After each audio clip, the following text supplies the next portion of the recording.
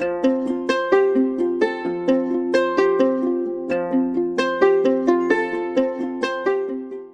and welcome to another episode of Wannabe Entrepreneur. Today I have a cool interview for you. I'm actually interviewing Isaac and Wei Li. What's up, guys? Everything good? Good, mate. How are you? Good to be here. Thanks for inviting us. Yeah, thank you. Thank you for joining. The way we meet each other or connect with each other was through Twitter, through the Building Public community. Wei Li and Isaac are building a great app. It's called Tinyask. And the first time I saw it, I got immediately hooked because it's something that I've thought also about before, which is a kind of Quora with sound, without audio. And especially now that audio is so hyped with with Clubhouse and Twitter Spaces and podcasts, I don't know, I see a huge potential on this. And I also used the product a little bit and I was really in love. And I realized that it's also something that they are building now from the start. So we get here, the wannabe entrepreneurs have the possibility to see it grow and actually take a snapshot of what's happening at the moment. So what I would first ask for you to do is to introduce yourself. So Isaac can start and then Wei Li can go after. Yeah, sounds good. So hey everyone, my name is Isaac. I'm one of the co-founders here at Tinyask. To give you a little bit of background, I'm from Malaysia. I grew up in Malaysia, went to Australia for university, and I'm currently based in Sydney right now. So really quick introduction. I grew up as a younger child in the family. I had brothers who were much older than I was, so I had to kind of grow up as felt like an only child in some sense, because I had to learn things on my own. I couldn't really like play games with my brothers in a way where a lot of siblings would be playing. But at a young age, I really developed an interest for like physics and science in a way, because my dad actually is an engineer himself. So I had exposure to that growing up. So I think naturally I just took that sort of path and decided to study engineering myself in university. But eventually I decided to jump into the tech industry by joining Salesforce, and I did sales there for 2.5 years. And at Tinyask, what I do is I come up with the designs, and that's mainly through Figma, and just talking to users, getting the word out there, talking about the vision, talking about where we want to go. So yeah, that's a little bit about myself. Hey everyone, my name is Wei Li. I'm the other co-founder on Tinyask. It's great to be here because I identify as myself as a entrepreneur for a very long time. In fact, I did my degree in finance because I wanted to be an entrepreneur or a business owner. I figured I'd rather be the boss of the people rather than be the workers. It was actually a battle between finance or engineering. Ended up choosing finance for that reason. At that time, just kind of clueless, through chance in the wind, and then found my way into finance. But I realized very quickly that there's actually a lot more about business that I wanted to pursue, and none of the finance degree actually covered that. So right after uni, I found my way into tech sales, and I joined a company called Meltwater, then I joined a company called HubSpot. And that just got me hooked into the technology space and the world of software. There's just so much potential out there. And it's so different from the world of finance and business and commerce that you learn in university. So I got hooked, stayed in tech, left my job recently, about a year ago, to pursue Tinyask, and now here we are on this podcast. And Wei Li, are you also originally from Australia, or where are you from? Yeah, born and raised in Kuala Lumpur, Malaysia. Been in Sydney for the past 4 years now. And what's just satisfy my curiosity here? What is the startup scene in Malaysia? There's also a lot of startups coming, and how is it?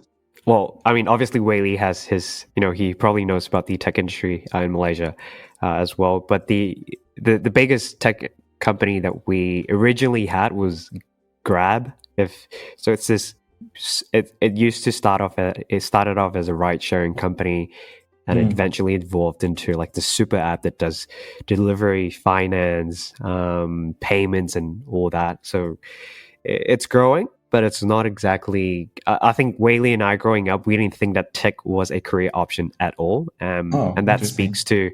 that really speaks to how, as compared to countries like the States, it's definitely not as advanced or mature in the sense where the tech industry is it's got a strong VC backing, it's got a strong ecosystem. So yeah. I was fortunate enough to actually get my first job in a tech company in Malaysia, and I did uni here in Australia, then moved back for a bit. So I did have like a couple of years overlap in Malaysia inside the tech world, but yeah, the startup space though is not as vibrant as what the Western countries or more developed countries, especially like the US, the UK, Europe.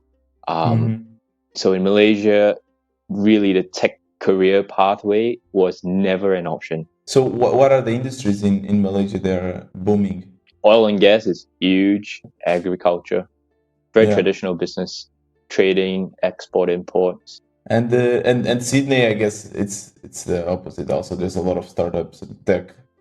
The tech scenario is much bigger, right? Definitely much more mature. I mean, the fact that we've got big companies like Atlassian and Canva, that speaks volume about the tech industry here in Australia. And obviously, I think it's quite different in the sense. I think Wei Li mentioned that in Malaysia, the bigger industries would be like manufacturing, export, import, real estate. And in Australia, it's more people are trying to get into knowledge work. So basically, consulting, tech. So it's quite different. It's a very drastically different economy.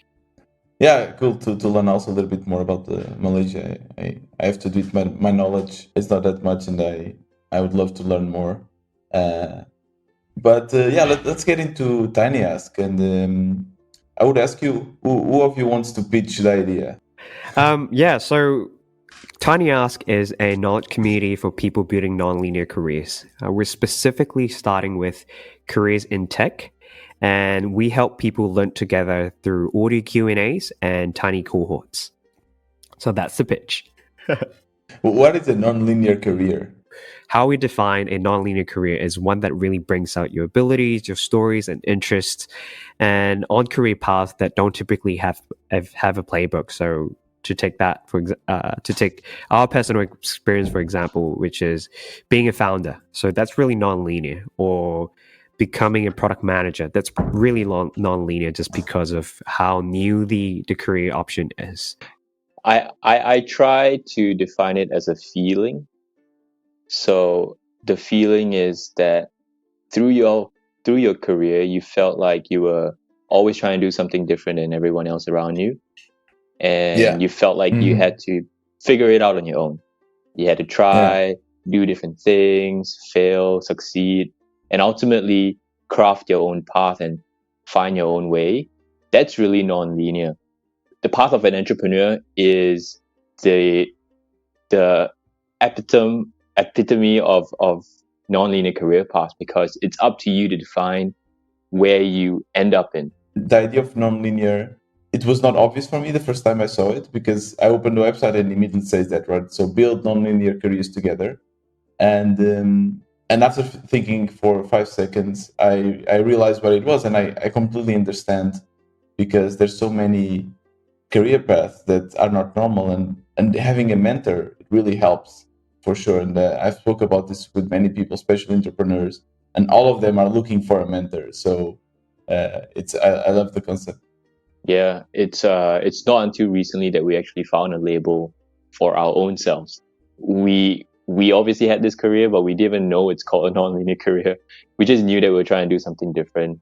But putting a label on this like this, it allows people to band together and identify towards one thing, especially for something that is so diverse. So explain me a little bit how the website works, because I know that you can create a topic, and then in those topics you can ask questions. Some of the times you can use audio, some of the times you can just write.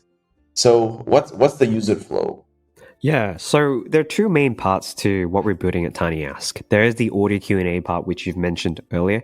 And audio Q&A, I think you kind of hit the nail on its head, which is kind of like a Quora with audio. So the reason why we went down that path of having audio Q&As is because it's short enough that it catches your attention, but it's long enough that it really gives you a lot of context, and it feels like you're actually hearing the other person talking to you directly without actually being on an interview and just trying to pick their brain. So that's the route that we went with audio. Yeah.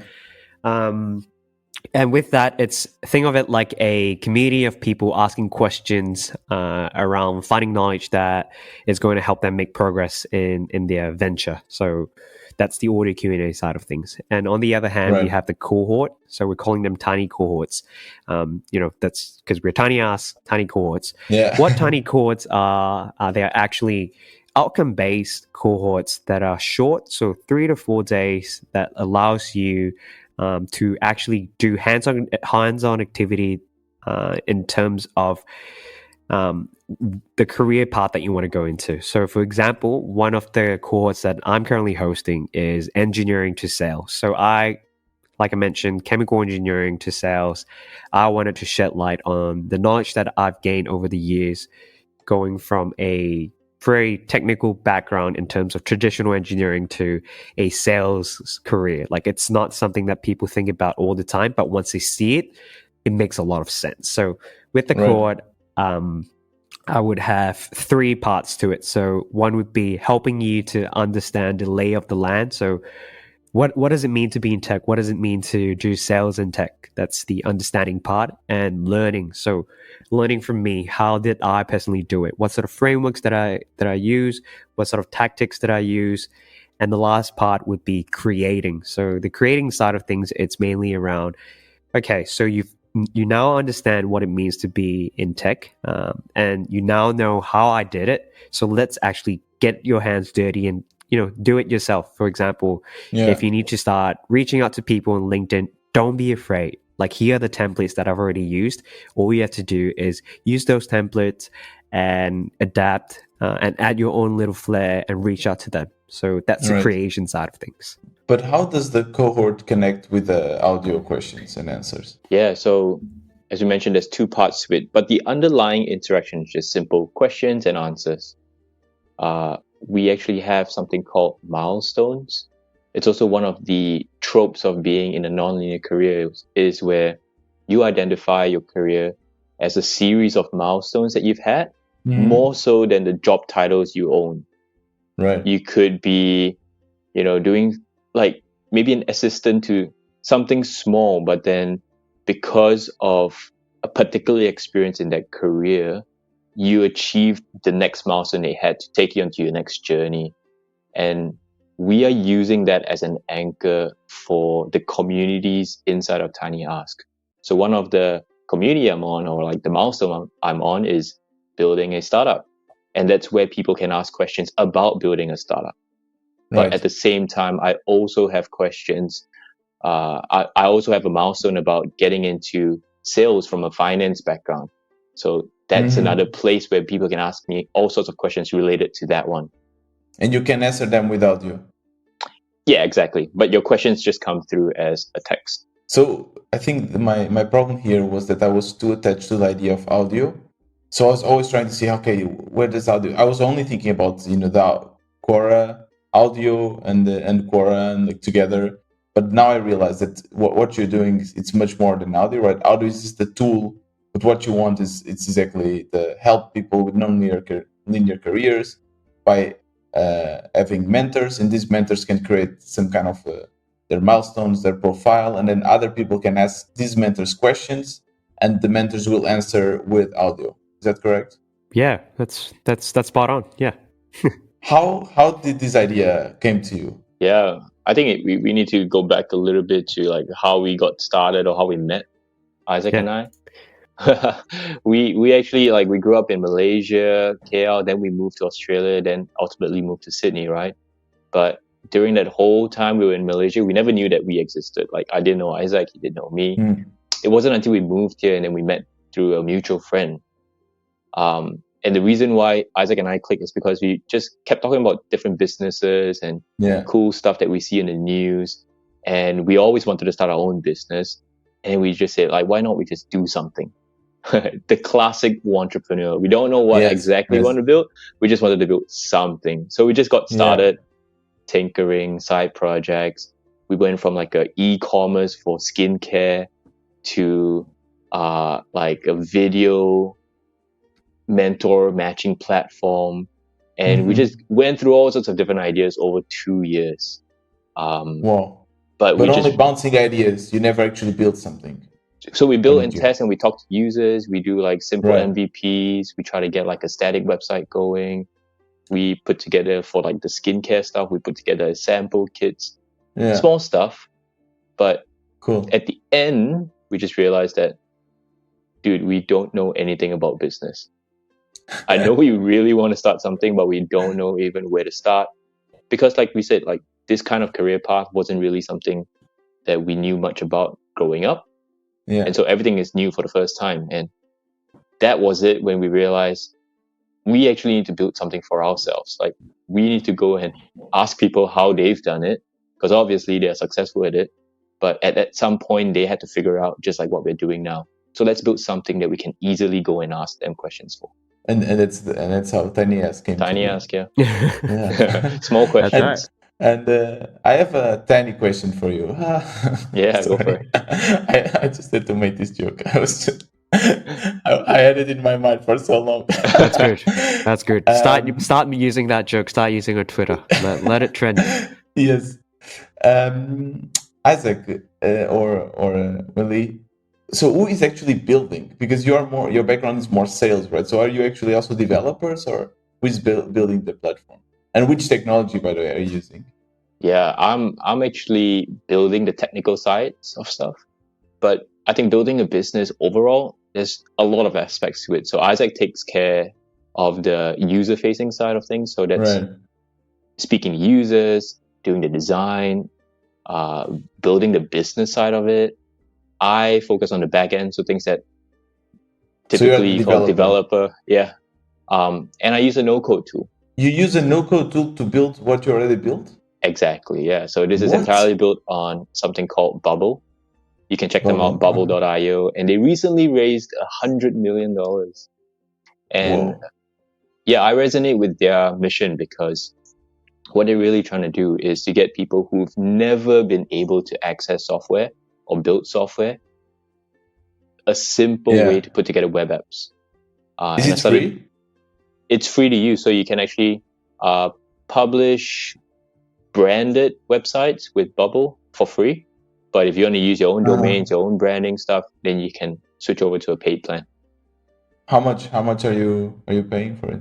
Right now we are on what they call the personal plan, so it's only like $30-something a month. Yeah. Wow, I had no idea that the no-code tools were already so advanced. So you can create already a kind of forum platform and add the audio and all of this with a no-code tool. It's amazing. Yeah, there's all sorts of types of business coming up now. And I think that's great because people like us who have never touched a single line of code prior to this are now able to create a modern business, something that can grow significantly and touch people around the world. And these are the tools now available to people who are thinking about that, to build businesses that are global from day one. And so you're bouncing ideas. You came up with the idea of Tinyask, and how did it go from that? Did you do like a market analysis? Did you do anything else before starting building, or did you just like open up Bubble and you're like, okay, let's build something? We decided to build a really simple mentoring matching platform to begin with. And then we moved on to a short form video advice platform. If you've seen Cameo, so Cameo is the celebrity shout out platform. So think of Cameo, but for mentoring. We went down that route and we got a lot of feedback around people not feeling comfortable being on video. Right. So that's one part.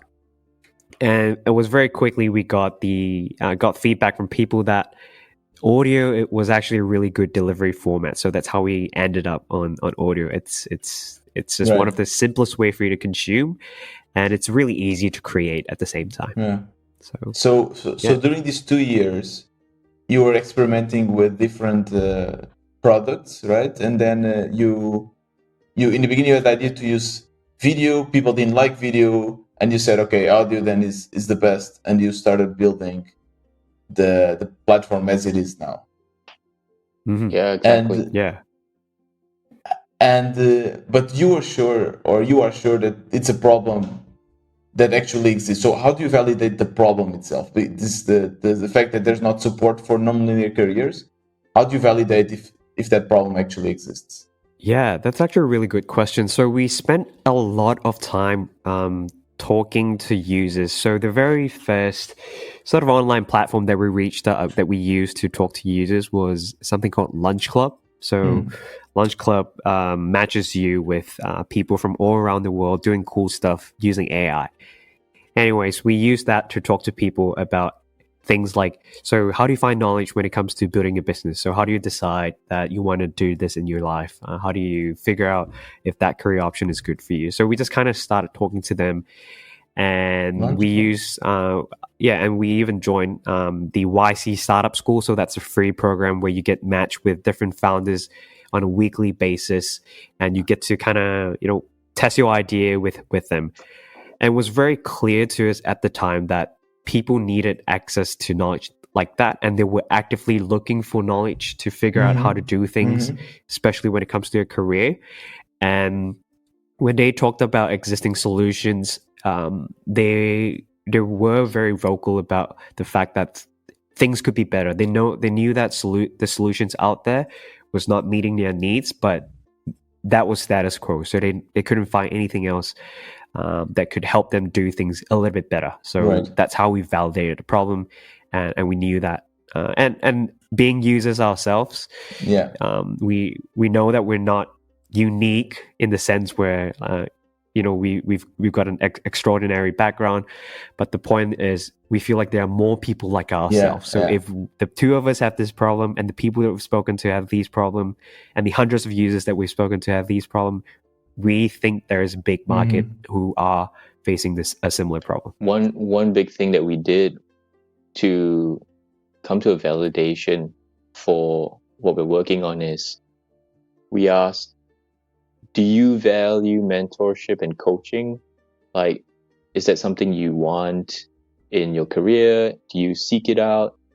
And most people, in fact, I think like what you just said at the very beginning, everyone is looking for a mentor.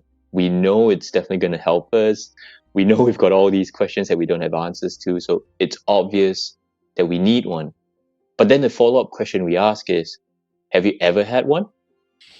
And the answer is no. It's no. Like, it's the same with us. We always wanted a mentor. We knew the benefits of mentoring and coaching, but we never had one ourselves. Why? The resounding one was just, it's so traditional. It's so formal. And I don't even know where to start, what questions I should do. And if I find somebody, I don't think they want to help me. How do I even get that relationship started? And when it does happen, it's a really formal relationship. So that's where we found like we needed something tiny, small, like break your big questions into really small ones and then shoot it off to people who already, have the answers for those ones. Okay, now I kind of also understand how the name Tinyask came to be. They want tiny questions. Tell me about the process of buying the domain. Like, were you like going tinyask.com, tinyask.de? It was actually really simple. We looked for it. We knew the name pretty immediately. In fact, we actually had another name before that, and then Isaac told me that was kind of shitty. Which one was it? It was Pocket Pro, like professionals in your pocket where you can go reach out to. It's like, talk about being more traditional than that. So yeah, Tinyask is better. Thankfully, Isaac just said, no, that was like such a bad name. Let's do something different. And then we landed on something in between Tinyask and something in between what we have now. It was called Tanya. Okay. And that was a language in Malaysia that we speak called Bahasa. Tanya is the Bahasa version of question or ask.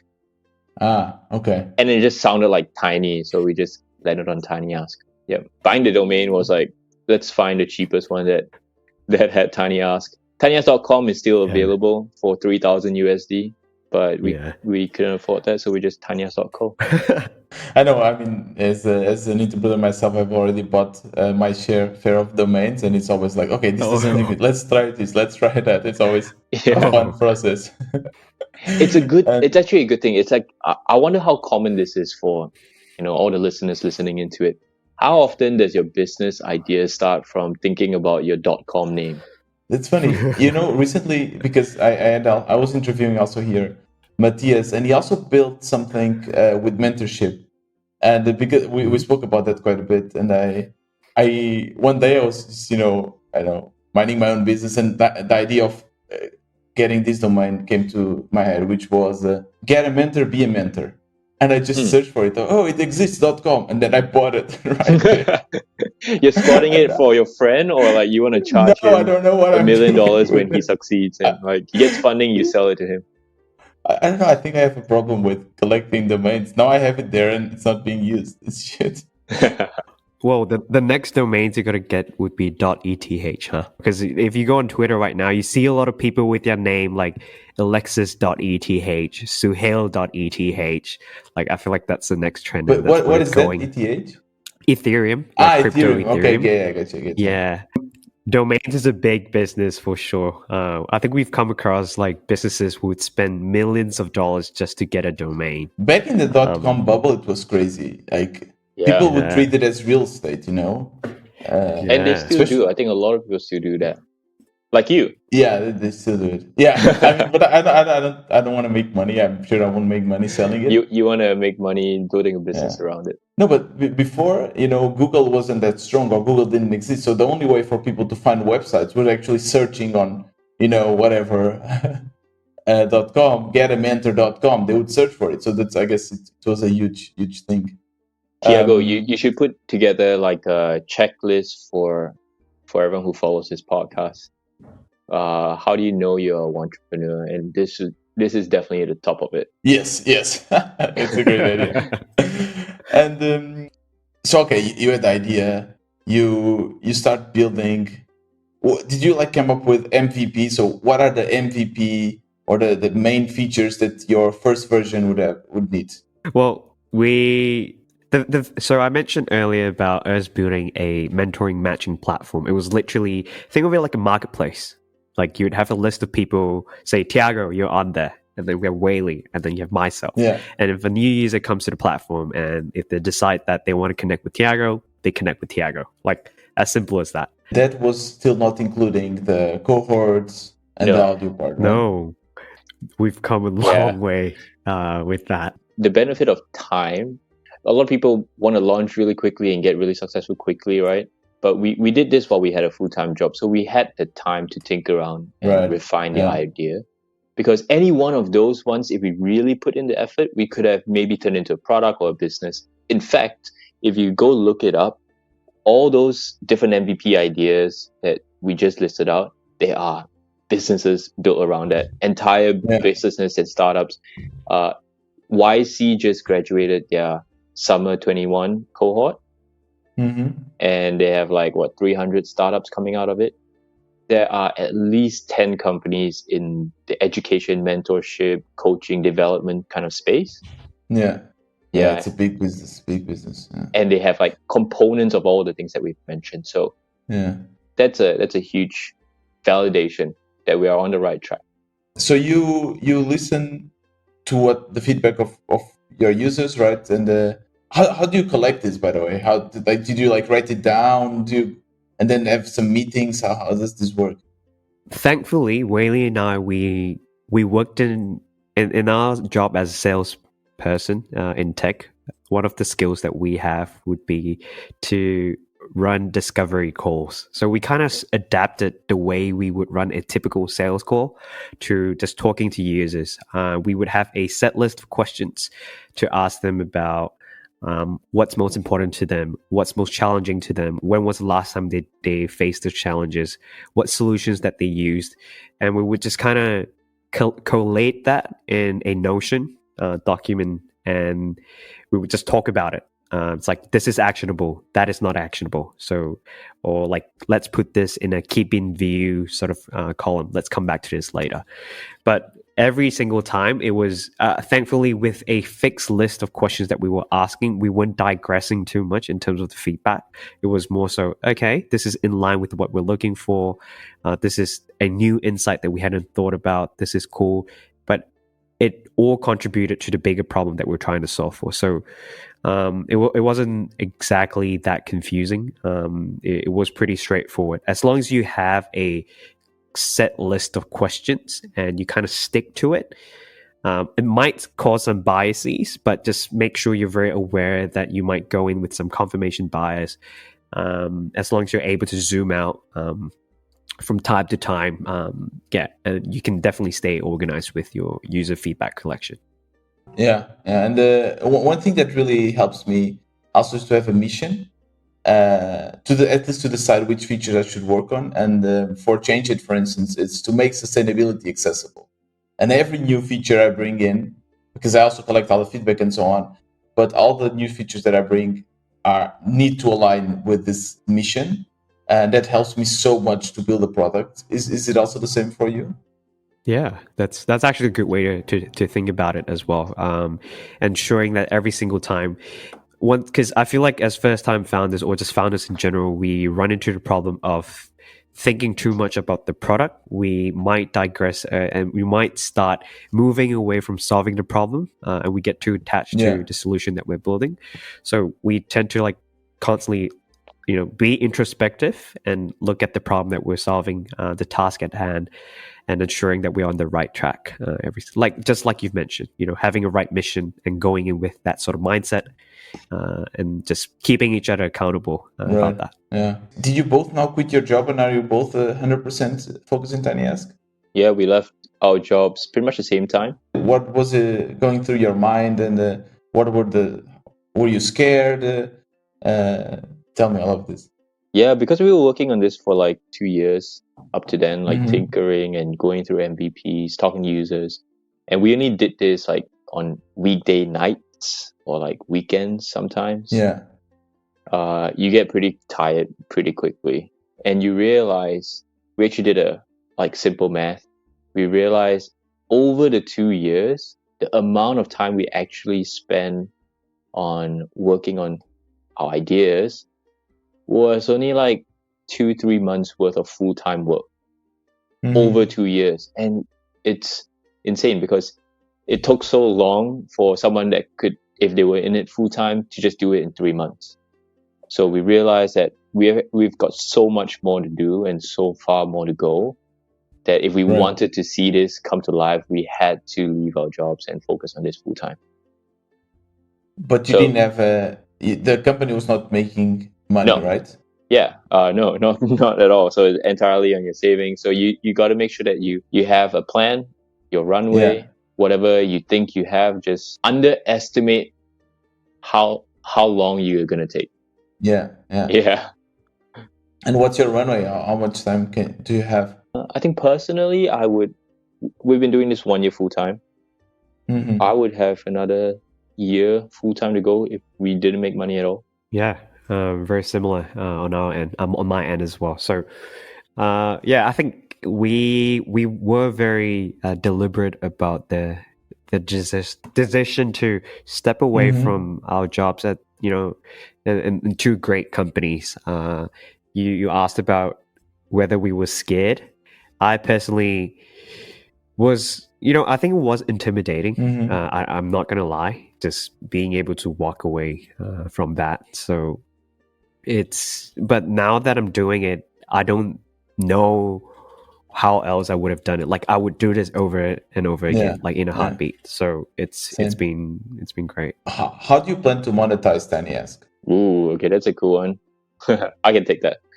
So we just made our first dollar after 2.5 years tinkering on this 1 year full time. We just made our first dollar. Nice. Last 2 weeks, last week. And it's a huge milestone, you know. Yeah.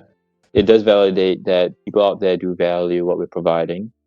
And if we can help that one person see that value and get the value that they're expecting, we can definitely scale this to much, much more people. So how did you make this first dollar? How do you get money? This was through the cohorts that we run. Gotcha. So to have access as a user, to have access to the cohort, to that content, I have to pay, and then you as a platform get a percentage, and then the mentor itself gets Exactly. Okay, gotcha. And how much? How do you define the prices? We are really exploring this right now, because one of our core defining features is it being tiny, small, actionable steps you can actually take to your next big milestone. So we aren't going down your typical big skill retraining type of thing, or like education type of thing, where these companies are doing like $4,000, $5,000 for like a 3-month course. We want it to be over a weekend. You're in and you're out with something that you can actually take to your next experience. So we're just experimenting with that model. So definitely, I want to say somewhere below the range of $200 per person. Ideally, through 30 plus to 200. I think that would be a good range to experiment. I mean, it's for instance, for this podcast, I now have 3 members, which means that I have 12 euros per month now, every month recurring. And for me, it's amazing. You know, just the fact that people listen to me and are willing to pay, it's absurd. But at the same time, it's also scary, because I think, man, I need so much more than this to make a living. You know, because if I also quit my job, and I mean, as a developer, you make good money, right? So when I think of it, man, I'm so far, and I'm working so much. Is it also the same for you? Do you think like, okay, great, we make our first dollar, but we're still so far from being able to pay 2 paychecks here? Yeah. Oh, Wei Li tweeted something really funny the other day. He was like leaving the 9-to-5 life for a 24/7 life. With work and not really getting paid for it. I also joked to my partner. I said, no one can pay me less money to work harder than this. And that's true. And you know, this is just us in the entrepreneurship side of things, but I think it's also something that people in nonlinear careers definitely would face. Even before I quit my job, I actually made a transition from sales into something more operational inside of my old company, HubSpot. And in sales, you also make really good money. But to get to the next level, I actually took like a 40% pay cut just so that I can learn new skills, which is wild. People don't think about it that way.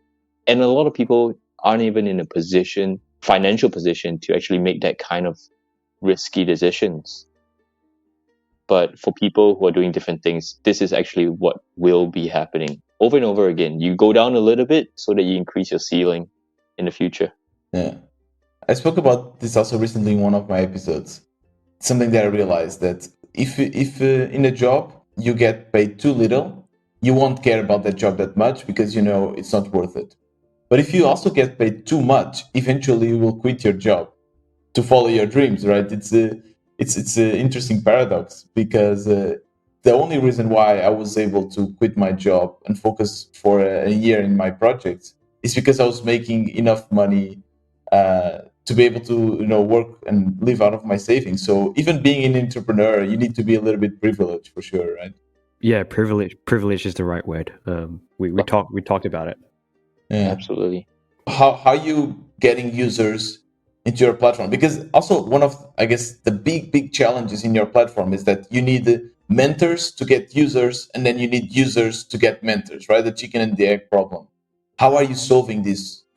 With the cohort side of things, we've recently come to the realization that a cohort is very powerful in the sense where people would come for the knowledge but stay for the community. So what I mean by that is, you come for a cohort, and if you come here to learn particularly something that's really obvious. So for example, like I want to learn how to build my first design portfolio, and once they've learned that, they would want to stay within the community. So from our point of view, we think that we are currently building our community through the cohorts that we're creating. So in the pipeline currently, we're currently building a few cohorts at the same time with some of our personal network, and that's really exciting. Right. At the same time, we are, with build in public, that's getting people to rally behind the vision that we have. That's one part, and obviously we are planning to launch on Product Hunt eventually as well, once we get a little bit more sort of traction from a cohort perspective and a community perspective. So yeah, we really want to hone in on the community aspect of it, because it's so important. Like with the non-linear side of things, it's so important to know that when I come to this platform, I feel safe enough to talk about what I want to do, and that there are other people who feel like me, who look like me, and who want to do really cool things together and are very open to sharing knowledge around that. So that community aspect and culture is what we're really trying to build on to get our users. So you're using your personal network to create content. You kind of ask your friends to create their cohorts, and then with those cohorts, you use those to attract people, mainly on, I guess, Twitter and social media. Yeah, we started off with our personal network, and we started, getting introduced to people that we previously never had access to. People in the VC world, people in the product management world. So we're really doing a lot of things that are not scalable at this point, but it's important because we need to know exactly what we're building, who we're building it for, and the best sort of experience that we can build for. So yeah, that's really just relying on the fact that we're building relationships, one conversation and one cohort at a time. Right. So what platforms are you using to talk about yourselves now? Yeah, Twitter. We've literally just started using Twitter a little bit more religiously. We feel like it's a very special world where people talk about tech in a way that people don't usually talk about tech in real life, and there's such a strong and supportive community on Twitter. That's one. And I've just started really engaging with the Product Hunt community. Next one that we're trying to engage with would be indie hackers, those platforms to talk to people. And Wei Li is actually doing something really cool over at Bubble as well. Wei Li, you want to share about that? Yeah, so I use a platform called Bubble. They recently crossed 1 million users, so their community is quite large. And we recently got accepted to be one of their apps of the day. Wow. And so we get to write up about what we're doing and share how we got to what we're doing. And for other people who are thinking about starting a business, how they actually use the tools that they have to do that. So giving back is a huge way for us. Yeah, definitely. And I've learned the same, that the best way to get people interested in your products is to show interest and value towards theirs. And I've learned that a lot as well. And so how many users, or you still only have a web product, right? Web product only, yeah.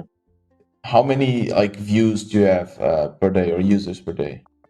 Like we say, we only recently launched version 1. So we're just pulling from last months of statistics. But over the course of one full month in August, we got 53 new users. And majority of them are organic. We kind of exhausted all our friends and family way back. So they really are users there. But with this new version, 53 new users, I think that's pretty cool, with about 500 plus 600 unique visitors. And do you also plan to raise money in the future? Is that something you want to do? Yes, that has always been a topic that we have been discussing. So here's our take on it, right? So I think raising money is important, but knowing who we're raising the money from is the other important aspect. I think it took us quite a while to figure out that at the stage that we're at, I think having money is great, but throwing money at something that doesn't work, right? So what we really want to know is, when we raise money from someone, how can we really help each other? Can they help us, from a product perspective? Can it help us from a hiring perspective? So yeah, absolutely. Hiring, I know, raising funds is definitely on the horizon. It's definitely part of a plan. For something like Tinyask, we know that it needs to get to scale. We know it can become a venture scale business. But obviously, what the most immediate in the short term, I think we really want to get into an accelerator, just because of how important the support that you get from within an accelerator. We feel personally is more important than just the money aspect of it. Accelerate first, yeah. And what keeps you up at night? What is your main stress, your main challenges? What is it? For me, for a long time, was the uncertainty of whether or not people will resonate with this. Personally, I think I've moved on from that. Wow. And the recent thing that has been keeping me up at night has been, am I doing enough quick enough? Because it's endless, and you've got an endless list of things to do, and everyone else seems to be doing it far better and far quicker than you, especially when you compare yourself on the world stage and like startups out there. It's very difficult to switch off, and plus Twitter doesn't help in that sense. It's so bad. I need to like put a timer on Twitter and like lock that app before I go to bed. But I did an episode just about that, the dark side of Twitter, and I felt exactly the same. For only 1 week, I said I will focus only on Twitter. After a week, I was feeling addicted, like sick addicted. I couldn't stop thinking. I was thinking on tweets every day, and then I had really to bring it to a stop and say, okay, I'm only going now, like in the morning and in the night. I'm not detaching more than like 2 hours or 1 hour a day. Needs to be much less, actually. Otherwise, I really felt sick, and I totally resonate with what you just said. That because I'm always thinking, what part of my personal life can I abdicate to focus more on my projects? Like one does enough is enough, and it's very hard to switch off. So, yeah, very very good point. How do you plan to fix it? Slowly but surely. Having launched and people using it is a good thing, because now all right, it's on a roll, but it will come with its own stresses, I'm sure. But I personally feel like I'm just flipping over to the next chapter, because it feels like I just submitted like a huge assignment, and now I get to take a deep breath before moving on to the next one. Does it also happen to you?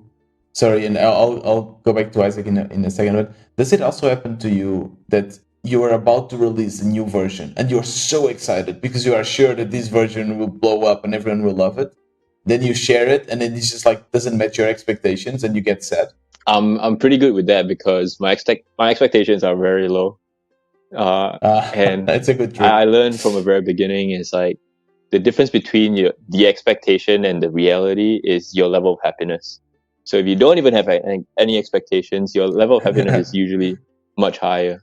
I used to do that with my grades before. I just expect to fail, right? And then like, oh, I didn't fail. Oh, like, great. I barely passed. Amazing. Amazing. I'm the best. Yeah. And what about you, Isaac? What keeps you up at night? What keeps me up at night is just what is it going to look like for us in the short term, in the long term.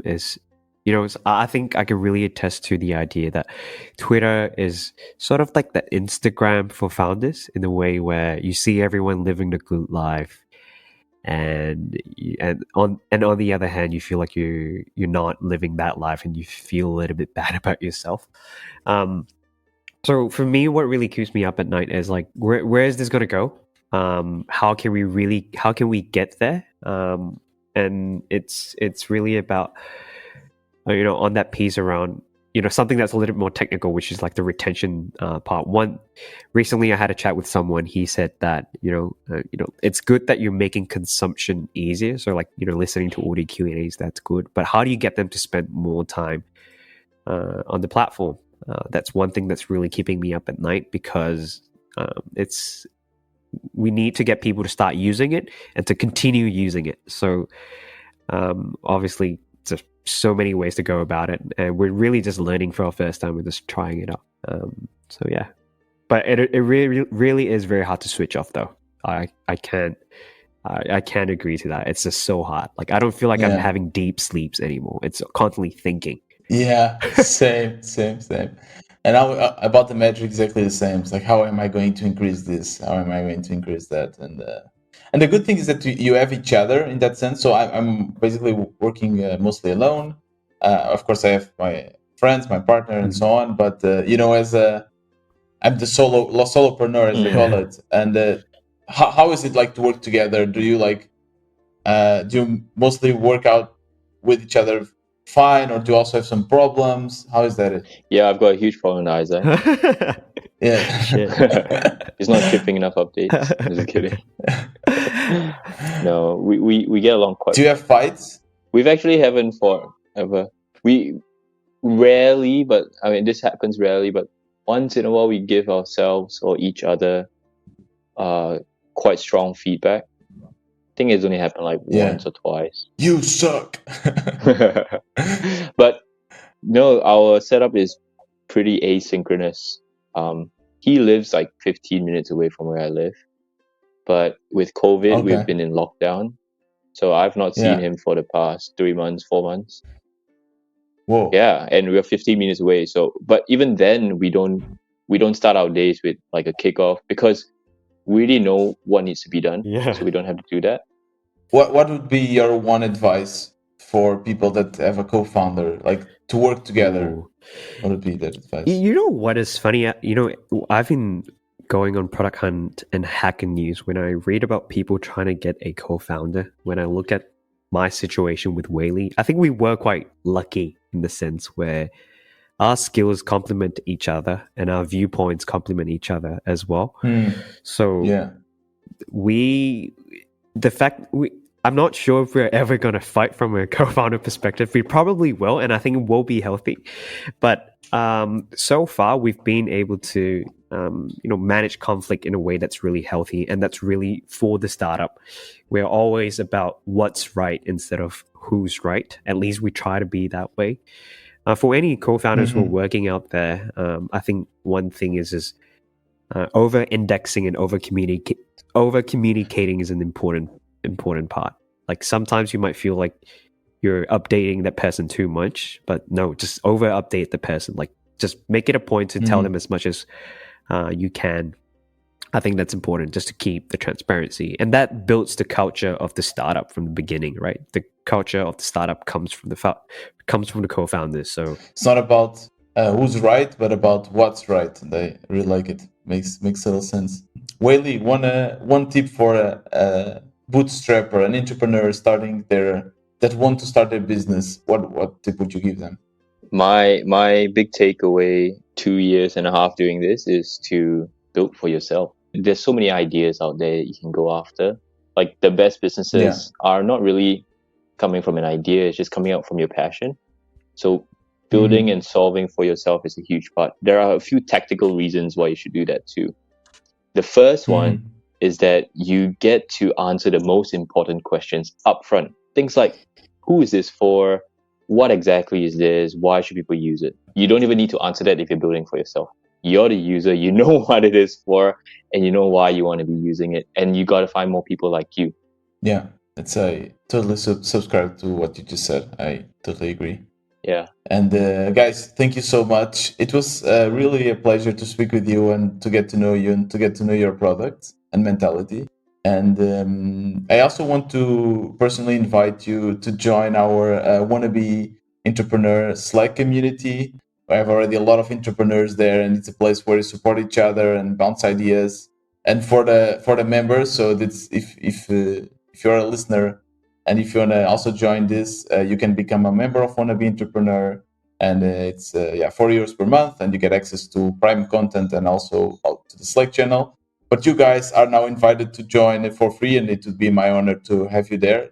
Yeah, sounds good. Awesome. Yeah. Cool. Tiago, thanks for setting this up. Yeah. Lovely talking to you.